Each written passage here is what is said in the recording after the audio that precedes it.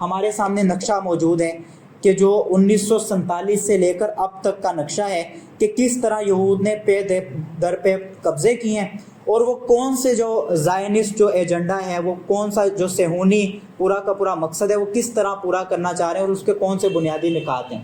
اس میں آپ دیکھیں، دس از اے میپ آف پیلسٹائن ان 1946۔ 1946 کے اندر یہ جو آپ کو بلو کلر میں یہ یہاں پہ یہ جو حصہ نظر آ رہا ہے، یہ اور اوپر یہ کچھ حصہ نظر آ رہا ہے، یہ دو حصے جو تھے صرف اور صرف یہ مقبوضہ جو فلسطین تھا اس کے اندر اسرائیل کے ہاتھ میں تھے۔ باقی یہ پورا جو گرین حصہ ہے یہ سارا کا سارا یہ فلسطین تھا، اور یہ بلو والا حصہ آپ کے پاس اسرائیل تھا۔ کب جی؟ 1946 کے اندر۔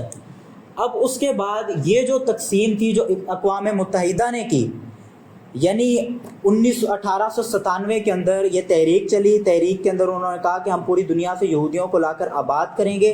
1917 تک شاید کوئی چند ہزار، میرا خیال ہے 36 یا 38 ہزار یہودی یہاں پہ آ کے آباد ہوئے، لیکن 1917 سے 1947 تک یہ یہودی یہ لاکھوں کی تعداد میں ہو گئے۔ یہ شاید اس وقت ان کی تعداد 3-4 لاکھ تھی، اور اس کے بعد پھر آپ دیکھیں جو تقسیم کی گئی وہ کتنی غیر منصفانہ تھی کہ جو فلسطینی تھے، جو عرب تھے وہاں پہ مسلمان اور عیسائی، وہ 67% تھے، ان کو علاقہ دیا 43%، اور جو یہودی تھے وہ 33% تھے اور ان کو علاقہ دیا 56%۔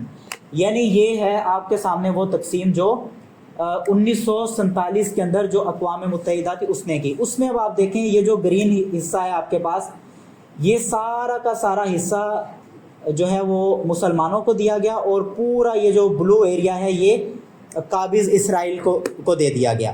اچھا، اب اس میں دیکھیں یہ جو سارے لوگ تھے، سوچنے کی بات یہ ہے جو آپ کے سامنے یہ گرین حصہ ہے پورا، اس کے اندر ظاہر مسلمان آباد تھے یا عیسائی آباد تھے، تو اصولی طور پر جب اس جگہ پہ آ کر یہ سارے کے سارے یہودی آباد کیے گئے یا یہ ساری زمینیں یہودیوں کو دی گئیں، تو یہ مسلمان کہاں پہ گئے ہوں گے؟ تو وہ بڑے پیمانے پر قتل عام تھا جو اس وقت مسلمانوں کا کیا گیا، اور بڑے پیمانے پر یعنی پوری کی پوری بستیاں تھیں، سینکڑوں بستیاں، جن سے مسلمانوں کو بے دخل کر دیا گیا، بے گھر کر دیا گیا۔ کوئی کہاں مصر میں گیا، کوئی کہاں گیا، کوئی ان کا مطلب حال نہیں رہنے دیا گیا۔ اچھا، اس کے بعد پھر آپ دیکھیں جو 1967 کے اندر بھی اسرائیل کا وہ جو پورا کا پورا ایجنڈا تھا، ظاہر ہے اس کی بنیاد میں وہ موجود تھا، عقیدے کی حیثیت سے وہ تو اسی حیثیت میں موجود تھا، وہ ختم نہیں ہوا۔ تو یہ اتنی بڑی غداری کرنے کے باوجود، اتنا بڑا قبضہ کرنے کے باوجود بھی وہ پیچھے نہیں ہٹنا چاہ رہا تھا۔ اب 1967 کے اندر جو جنگ ہوئی، عرب اسرائیل جنگ، اس کے اندر اسرائیل نے 78% حصے کے اوپر قبضہ کر لیا۔ اب وہ جنگ جو تھی وہ ظاہر ہے کہ اس کے اپنے بہت سارے اسباب تھے کہ مسلمانوں کو جس طرح وہ جنگ لڑنی چاہیے تھی، ان عرب ممالک نے اپنی اس قوم پرستی کے اس زوم میں آ کر اس طرح سے وہ جنگ نہیں لڑی۔ وہ جنگ بنیادی طور پر ایک بہت کھوکھلا وار تھا جس نے اسرائیل کو مزید تقویت دی، اس کو مزید مضبوط کیا، اور اس کی بنیاد ہی غلط تھی اصل میں۔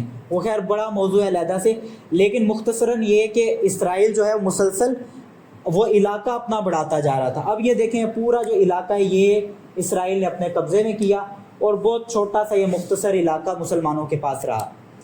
اور اب اس وقت جو کرنٹ صورتحال ہے اس میں بنیادی طور پر کوئی علاقہ ایسا نہیں ہے جس میں سر عام قابض اسرائیل اپنا یعنی قبضہ قائم نہ رکھ سکتا ہو۔ وہ تمام علاقوں کے اوپر بہت سارے ایجنڈاز میں ابھی وہ تاخیر کر رہے ہیں، ان کے آپس میں اپنے کلیشز ہیں، بہت سارے معاملات ہیں، لیکن اصولی طور پر جو اس کا قبضہ ہے پورے فلسطین کے اوپر، جو شمالی علاقہ جات ہیں ان کے اوپر، وہ سارا قبضہ وہ اپنا مستحکم کر چکا ہے۔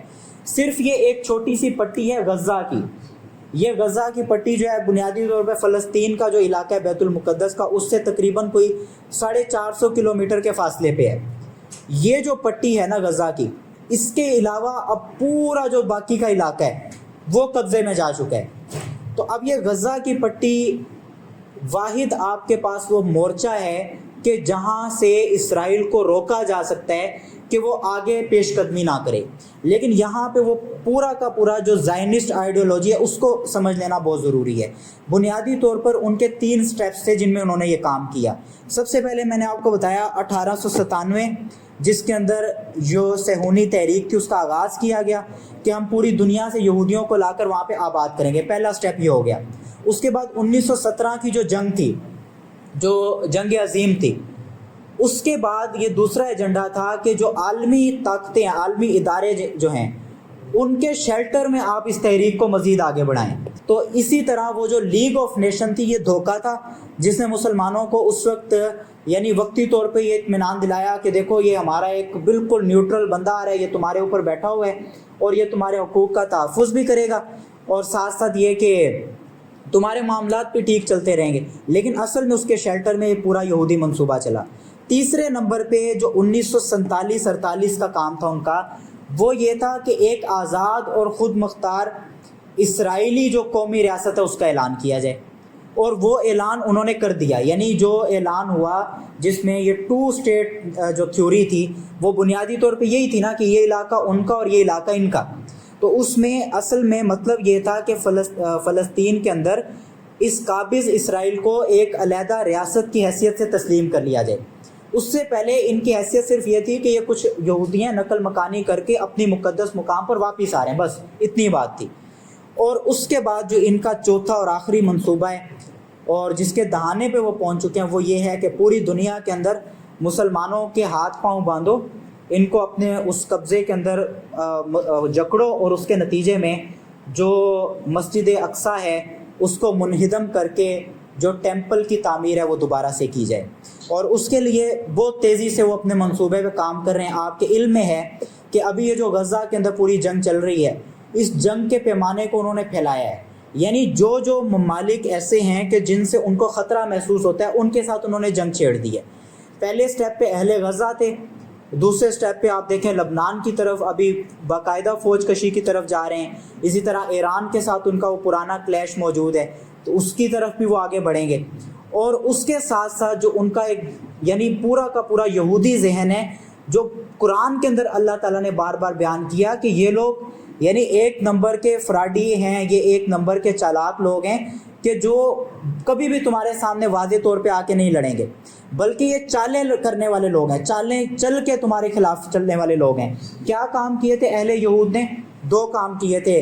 نبی اکرم صلی اللہ علیہ وسلم نے جب مکہ سے ہجرت کی مدینہ کے اندر اور پہلی ریاست قائم ہوئی اسلام کی, پہلا کام یہ تھا مسلمانوں کے اندر منافقین تلاش کرو اور ان منافقین کے ذریعے مسلمانوں کی جڑوں کو کھوکھلا کرو.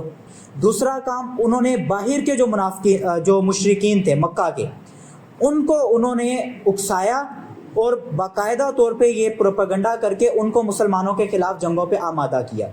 بالکل سیم یہی 2 کام اس وقت بھی ان کی نفسیات میں وہی رچے بسے ہوئے ہیں اور وہ کر رہے ہیں. پوری دنیا کی جو استعمار ہے, پوری دنیا کا جو طاغوت ہے, پوری دنیا کے جو اپنے آپ کو سو کالڈ سیکولر اور آزاد خیال کہنے والے ظالم ہیں, یہ جو قابض ہیں, امریکہ ہو, فرانس ہو, برطانیہ, پوری دنیا کا استعمار, وہ پوری طرح اسرائیل کی پشت پناہی پہ کھڑا ہوا ہے. وہ مالی طور پہ, وہ اخلاقی طور پہ, وہ سیاسی طور پر, وہ عسکری طور پہ, ہر طرح سے اس کو سپورٹ کر رہے ہیں جی.